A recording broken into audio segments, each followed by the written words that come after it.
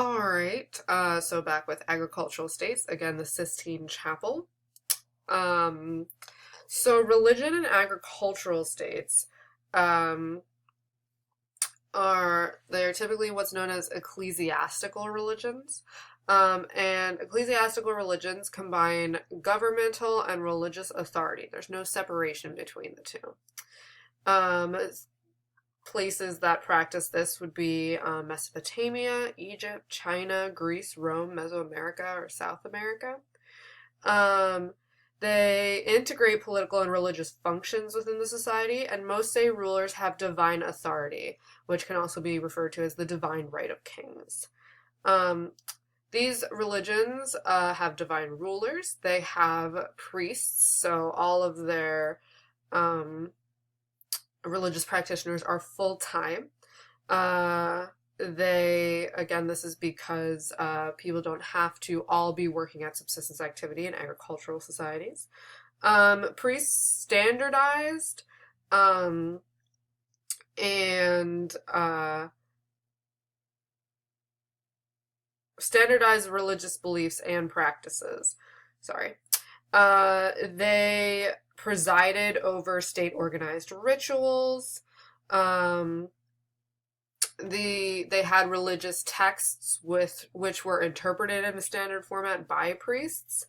Um, and these state organized rituals that they presided over um, were considered or known as rites of legitimation. These reinforced divine authority of the ruler.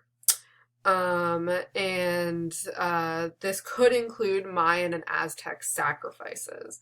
Among the Aztecs, Quetzalcoatl gave his god blood to create the Aztecs, so they must repay the blood debt. And sometimes this required high-ranking blood, so blood from the royals sometimes, not necessarily from the Aztec royals, perhaps from other royals.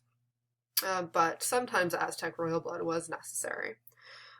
These are in agricultural societies. They practice what's known as universalistic religions. These are spiritual messages that were believed to apply to all of humanity rather than just to their own cultural heritage. So these universalistic religions applied to everyone, not just people that believed in those religions. Or not just people who believe currently in those religions. There are two major branches in South Asia. They have Hindu and Buddhism, and in the Near East, they have Judaism, Christianity, and Islam. There are various others as well, but those are the major ones that your book discusses. The industrial and post-industrial states. This is an image of Kamankara Buddhist sculpture in Japan. Largely because it's very hard to find religious sculptures from industrial and post-industrial states. But Japan is currently a post-industrial state. Secularization. Secularization is the historic decline of the influence of religion in a society. So this is a general trend.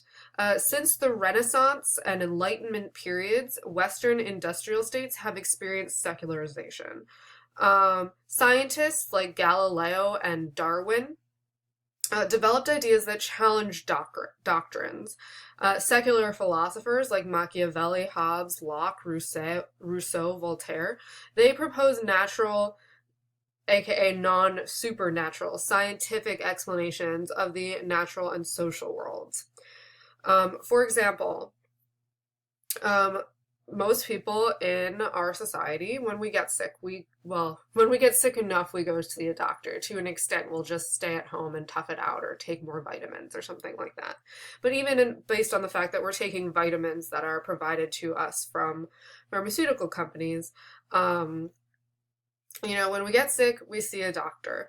Prior to this, prior to industrialism, things like that, people might have gone to sort of a local a person who is believed to have some sort of supernatural power to help them, or going to a religious practitioner to get help if they were sick. So that's what I mean by secularization. Not necessarily that people don't believe in a religion, but that there's less influence of the religion in the society. Europe typically has deeper roots in secularization than the United States.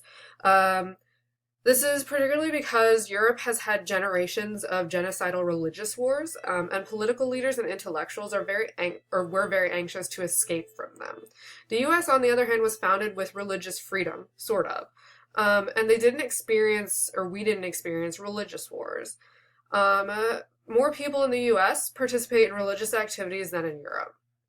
Secularization does not equal a lack of religious belief of people. In fact, 81% of Americans profess belief in a higher power.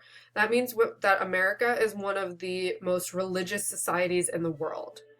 Religion can provide identity and belonging, and ethnic or community sense of identity. So that's very important for people.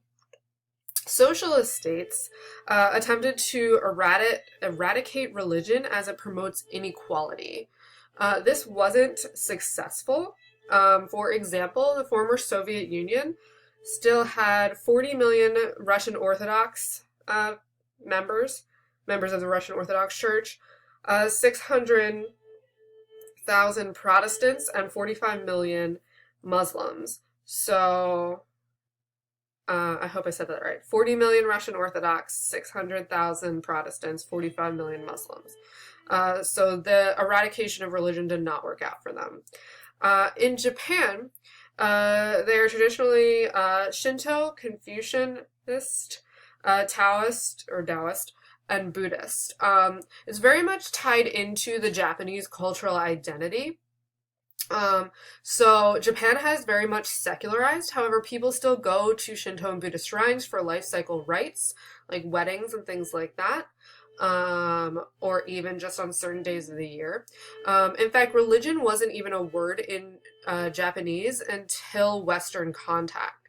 This exemplifies how tied in it was into their cultural identity, and still is.